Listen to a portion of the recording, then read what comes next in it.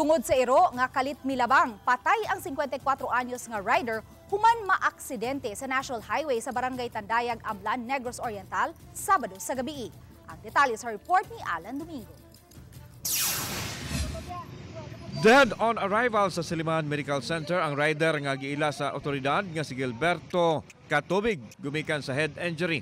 Suma sa investigasyon, ang biktima padung na unta muli gikan sa Barangay Tampi sa lungsod sa San Jose.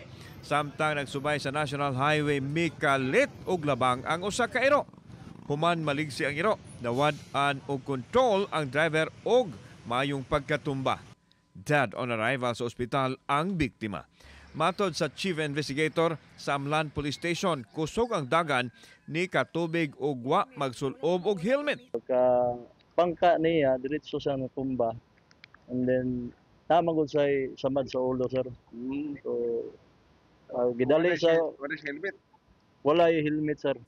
Gipasabot sa banay sa driver nga nagdala kini og helmet apan wa lang isulob tungod kay duol ra ang gibiyahian ini. Pahimangno sa kapulisan sa mga motorista nga bisan duol ra ang biyahe batasanon ang pagsulob og helmet. Miyawag usab ang kapulisan sa mga na nag-iya og iro nga siguraduhong higtan ang mga binuhi aron kalikayan ang aksidente. Niapilar ang mga kabanay ni Katubig ngadto sa tag-iya sa iro nga nakaaksidente sa biktima moangko na alang sa hustisya sa pagkamatay sa ilang kabanay. Tungod sa iro namatay akong higsuon.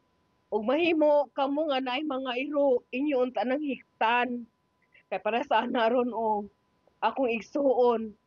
Walay 2 ka oras namatay akong igsuon tungod ra sa iro. Kauban si Rod Prado, ako si Alan Domingo.